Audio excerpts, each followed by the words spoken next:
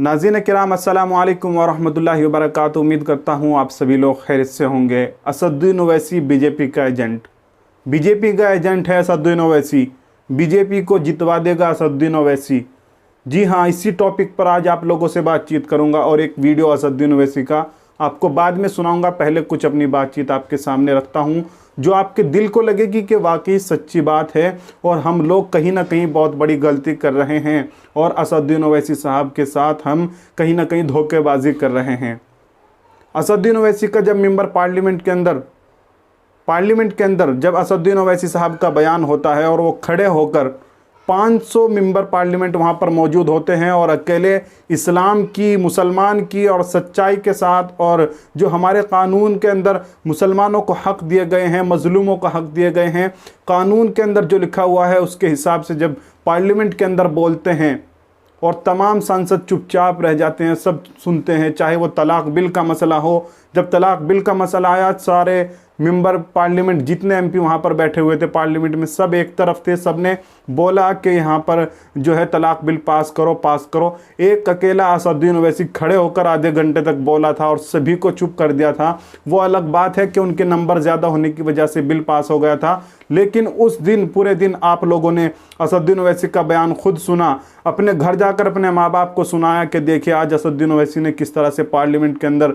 इस्लाम की सच्चाई को बयान किया है और जो कानून में हमारे हक़ है उसके हिसाब से बोला है। आप लोगों ने बड़ी तारीफ़ की। इसी तरह से जब 370 का मसला आया तो असदुद्दीन ओवैसी ने अकेले संसद के अंदर खड़े होकर बोला। इसी तरह से कितने ही मरतबा ये वाक़या हो चुका है। जब पार्लियामेंट के अंदर तमाम जितने भी मेंबर थे सब 2019 में जब दोबारा सरकार बनी और सभी जो है आकर हल्फ ले रहे थे, ओथ उठा रहे थे, जब असदुद्दीन ओवैसी को देखकर लोगों ने जय श्री राम के नारे लगाने शुरू कर दिए तो असदुद्दीन ओवैसी ने ऐसा जवाब दिया था। वो वीडियो बहुत वायरल हुआ, आप सभी लोगों ने देखा, अपने घर वालों को दिखाया, अपने माँ बाप को आप लोग जो है बड़े फ़ख्र से दिखाते हो कि देखिए किस तरह से असदुद्दीन ओवैसी साहब मजलूम मुसलमानों की पार्लियामेंट के अंदर जो है आवाज़ को उठाते हैं। लेकिन जब बारी आती है चुनाव की, इलेक्शन की, उस वक्त जो है आप लोग असदुद्दीन ओवैसी को क्या बताते हैं?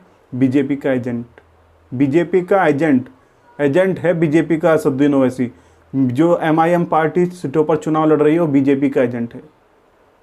वो तमाम जो फ़ायदा पहुंचेगा वो बीजेपी को पहुंचेगा। आप शुरू से पैदाइशी दोगले हो या अभी जब से मोदी सरकार आपके मुल्क में हुकूमत में आई है तब से दोगले हुए? मेरी समझ में नहीं आता जो असदुद्दीन ओवैसी को बीजेपी का एजेंट बताते हैं। आप लोग दोगले हो। असदुद्दीन ओवैसी साहब जो पार्लियामेंट के अंदर पहुँचे हैं वो जीत कर पहुँचे हैं, चुनाव लड़कर पहुँचे हैं। अगर वो इसलिए चुनाव नहीं लड़ते कि बीजेपी जीत जाएगी तो वो कभी पार्लियामेंट के अंदर नहीं पहुंचते, कभी इम्तियाज़ जलील पार्लियामेंट के अंदर नहीं पहुंचते, कभी वारिस पठान और मुफ्ती इस्माइल और जो जितने दूसरे जीतने वाले हज़रात अकबरुद्दीन ओवैसी वगैरह हैं वो कभी मेंबर असेंबली नहीं बनते। और आप लोग इतने फ़ख्र से असदुद्दीन ओवैसी के बयान ना सुनते, वो बयान जो उन्होंने 500 जो मेंबर बैठे हैं उनके ख़िलाफ़ अकेले खड़े होकर बोल रहे हैं और आप फ़ख्र से कह रहे हैं कि ये शेर हिंद है और हिंदुस्तान के शेर हैं, ये है वो है, और अपने माँ बाप को दिखा रहे हैं, फ़ख्र कर रहे हैं। लेकिन जब बात आती है चुनाव की और असदुद्दीन ओवैसी चुनाव का ऐलान करते हैं, आप लोग कहते हैं ये बीजेपी का एजेंट है। तो आप लोग दोगले हो।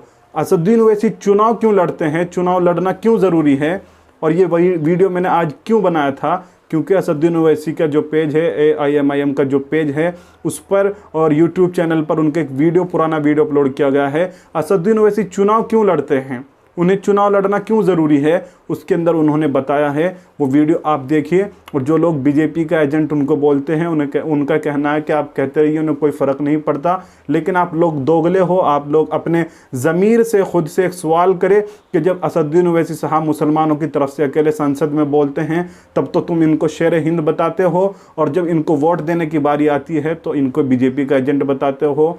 बीजेपी का एजेंट वो नहीं बल्कि आप दोगले हो और कुर्दोगलो हो। तो आइए असदुद्दीन ओवैसी का बयान सुनते हैं। मेरे अजीज दोस्तों और बुजुर्गों, कि मजलिस इत्तिहादुल मुस्लिमीन पर इल्जाम कभी खत्म होने वाले नहीं है, याद रखो आप। इल्जाम लगते रहेंगे। हम जब कभी भी इलेक्शन लड़ेंगे ये लोग नहीं इनू लड़े तो ऐसा हुआ, इनू लड़े तो ऐसा होगा, नहीं लड़ना था। देखो मैं मजलिस के मुखालिफिन से बड़े अदब के साथ कह रहा हूं कि आप जितना पुकारना है पुकारो, जितना अखबार को काला करना है करो, जितना फेसबुक पे बोलना है बोलो, मगर मैं और मेरी जमात पीछे हटने वाली नहीं है। अब हम पीछे हटने वाले नहीं हैं। तुम्हारे अखबार के काला करने से, तुम्हारे फेसबुक पर झूठ लिखने से, बोलने से, तुम्हारे वो कैलकुलेशन बताने से कुछ फर्क पड़ने वाला नहीं है।